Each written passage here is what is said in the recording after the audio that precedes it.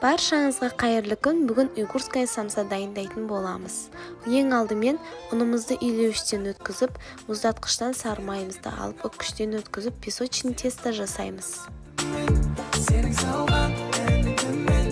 Бөлек ыдыс алып, бір жұмыртқа, 2 жұмыртқаның сарысы, сметана, су және тұзымызды салып араластырамыз.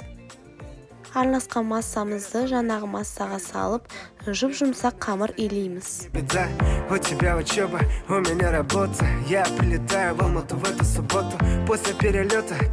Дайын болған қамырымызды пленкаға салып, мұздатқышқа 1 сағатқа қоямыз. Мұздатқыштан қамырымызды алып, жұқа етіп жаямыз. Арасына сары май жағып шығамыз. Арасын тығыз қылып, қамырымызды борап шығамыз. Видеодағыдай дөңгелекте борап, пленкамызға салып, тоңазытқышқа қатырып қоямыз.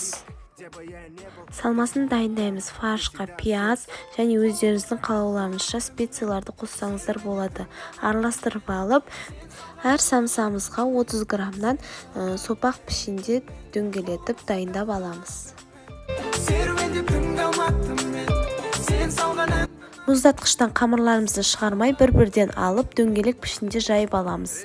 Арасына салмасын салып, өздеріңіздің қалауларыңызша үшбұрышты не видеодағыдай косичкаға бөлсеңіздер болады. Алматы қаласынан сендегі жылулықты сезбеймін басқасынан. Самсаларымыздың безіне жұмыртқаның сарысын жағып шығамыз. Және де ақ, қара күнжіт сепсеңіздер өте керемет болып шығады.